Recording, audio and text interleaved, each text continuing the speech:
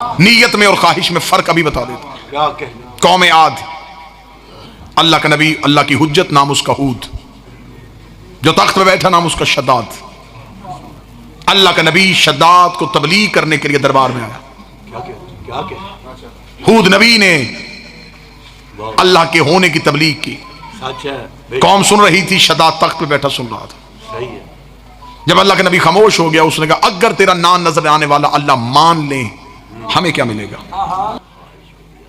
ہود نبی نے کہا جنت۔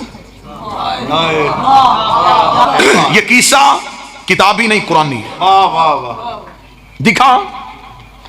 ہود نبی نے جنت کے نعمتیں پڑھنی شروع کی۔ تفسیریں کہتی ہیں نبی پڑھتا گیا، شداد لکھواتا گیا۔ کیا کہنے؟ جب ساری نعمتیں ہود نبی نے لکھوا دی، شداد نے لکھ لی۔ ہو سکا اس کی جنت میں اس کے علاوہ کچھ ہے؟ نہیں۔ ہو سکا اچھا اس کے اطاعت گزار بھی بنے، اس کو دیکھے بھی نہ، اسے سجدہ بھی کریں، پابند بھی اس کے ہو جائیں۔ ملنا تو آخر میں یہی ہے۔ تو اگر یہ جنت میں بنا دوں تو پھر کیا تو اس قوم کو کہے گا کہ مجھے سجدہ کریں؟ ان کو سجدے کروا رہا ہے صرف اس کے لیے، تو یہ میں ان کے لیے ابھی بنوائے دیتا ہوں۔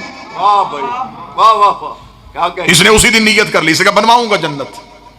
نوجوان بچے بیٹھے ہیں، مطالعہ کیجئے گا، 300 سال لگ گئے اسے، 900 سال کے لگ بھگ اس کی عمر تھی، 300 سال لگ گئے اسے علم شداد قرآن میں کہا گیا، شداد کی جنت۔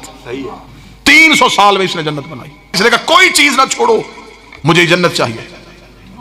سونے کی اینٹیں آ گئی، کفور کا مسالہ لگ گیا، اس نے سونے کے درخت بنائے، اس میں چاندی کے پرندے بچھائے،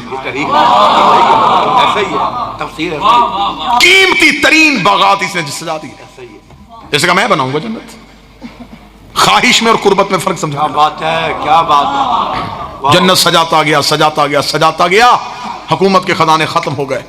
اس کی بھانجے کی ایران پہ حکومت، ہی سے اسے پیغام بھیجا، زمین کے نیچے سے سونا نکال مجھے بھیج، میں جنت بنا رہا ہوں۔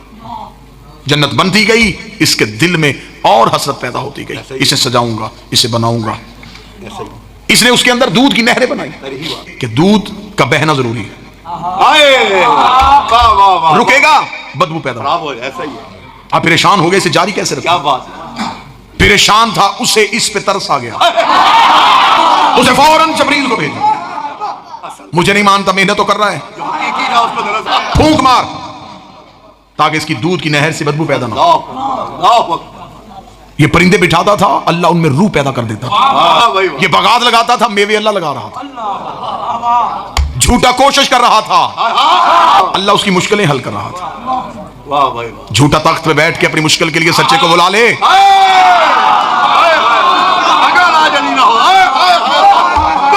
سج گئی جنت، جنت سج گئی، خزانے خالی ہو گئے۔ تفاسیر قرآن کہتی ہیں کہ جنت بنانے کا اتنا جنون سر پہ طاری تھا، جنت بن گئی، زمین کے نیچے سے خزانے ختم، دربار کے خزانے ختم، ہیرے جواہرات، سونا چاندی، ہر چیز ختم ہو گئی۔ کہ ریت کے گھروں میں گھس جاؤ، جس کے گھر میں جو سونا چاندی اٹھا کے لے کے آؤ، مجھے جنت کے لیے چاہیے۔ بن گئی جنت، ساری جنت تیار ہو گئی، دروازے کی جگہ باقی تھی، اور خزانے ختم ہو گئے۔ تو گھر کا تو روب ہی دروازے کی وجہ سے، گھر قیمتی لگتا ہی دروازے کی وجہ سے ہے، اسی لیے تو اللہ نے نبوت کے دروازے کو علی بنایا۔ اب دروازے کی جگہ باقی ہے، اب سوچ رہا ہے کہ اتنی قیمتی جنت، دروازہ قیمتی چاہیے۔ پریشان بیٹھا تھا دربار میں، یہ جبریل لباد بشریت میں آئے، دربار میں آ کے جبریل کھڑے ہوئے۔ اس نے کہا کون ہے؟ جبریل نے مسکرا کہا دروازے بنانے والا مستری آئے، دروازے بناتا ہوں، سنا ہے کہ تیری جنت کو دروازہ چاہیے۔ اس نے یوں سر اٹھا کے دیکھا، اس نے کہا دیکھی ہے تو نے میری جنت؟ سونے کے درخت، زمرد اور یاقوت، سونا اور چاندی، سونے کی اینٹیں، تو عام معمار دروازہ بنائے گا میری جنت کا؟ جبریل نے کہا اگر تو کہے تو میں اپنے ہاتھ کا بنا ہوا ایک دکھاؤں۔ تفاسیر کہتی ہیں کہ جبریل کے ہاتھ پہ اللہ نے اپنی جنت میں سے، اپنی جنت میں سے دروازے کا ایک پلہ جبریل کے ہاتھ میں رکھا۔ جبریل نے دروازہ کے پلہ یوں دربار میں رکھا، پورا دربار اٹھ کے کھڑا ہو گیا۔ اتنا خوبصورت دروازہ یہ کہاں سے آیا؟ فرمایا تو نے بندوں کی بنائی ہے، یہ اللہ کا بنایا۔ کہاں سے آیا؟ اس نے کہا ہر صورت یہی دروازہ لگے گا میری جنت، لیکن پلہ ایک تھا۔ کیا کہنے؟ اس کا دوسرا کہاں ہے؟ جبرائیل نے کہا جس نے ایک بھیجا ہے وہ دوسرا بھی دے دے۔ کیا بات ہے؟ اس کا دے دے مجھے دروازہ۔ اس جبرائیل نے کہا قیمت، ہاں جی، اس کا مانگ کیا چاہیے؟ میرے پاس خزانے ختم ہیں، دینے کے لیے کچھ نہیں۔ جبرائیل نے کہا میں سودا کرتا ہوں۔ واہ بھائی واہ، کیا؟ فرمایا آدھا دروازہ آدھی جنت۔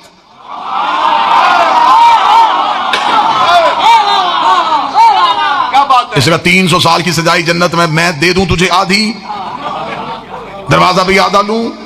جب انہیں کہا میں پورا دروازہ دوں گا، تو پھر قیمت کیا ہوگی؟ فرمایا پوری جنت۔ کیا بات ہے؟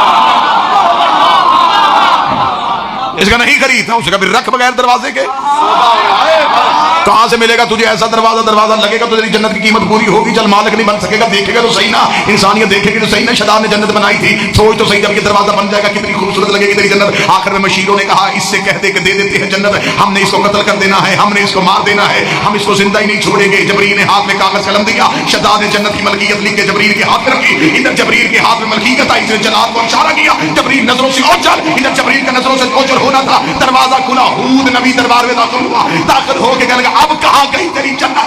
جس جنت کے ایک دروازے پہ تو نے پوری جنت بیچ دی ہے، اللہ نے ویسے 1000 دروازے حسین کی جنت میں سجائے ہوئے ہیں۔ حسین کی جنت میں وہ 1000 دروازے ایسے لگے۔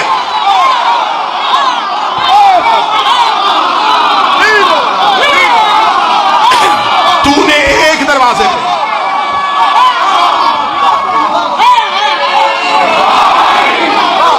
ایک دروازے پہ ایک دروازے پہ 300 سال کی سجائی جنت بیچ دی۔ اب میں نے مجمع سے کہا گا میں نتیجہ دوں گا خواہش میں اور قربت میں، اس کی خواہش تھی جنت، ایک دروازے پہ تل گئی۔ ہم نے کی حسین سے محبت، ہم نے کہا حسین جنت نہیں چاہیے، تیری قربت چاہیے۔ حسین نے وہ جنت ایک آنسو میں رکھ دی۔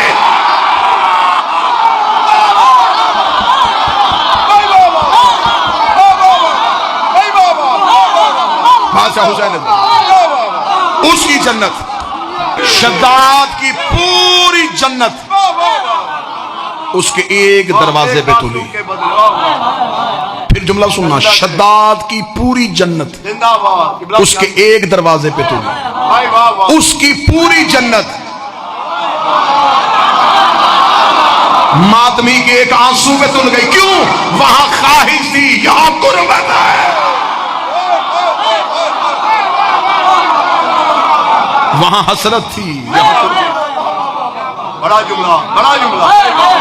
خواہش جنت حسین نے ختم کر دی ماتمی کے دل سے۔ شب عاشور حسین نے چراغ بجھا کے کہا اگر جنت کے لیے آئے ہو جاؤ، میں تمہاری جنت کا ضامن ہوں، جاؤ اپنے اپنے گھروں میں واپس چلے جاؤ۔ چراغ روشن کیا، 72 کی آواز آئی، وہ کون سی جنت ہے جو تیرے بغیر لے لے؟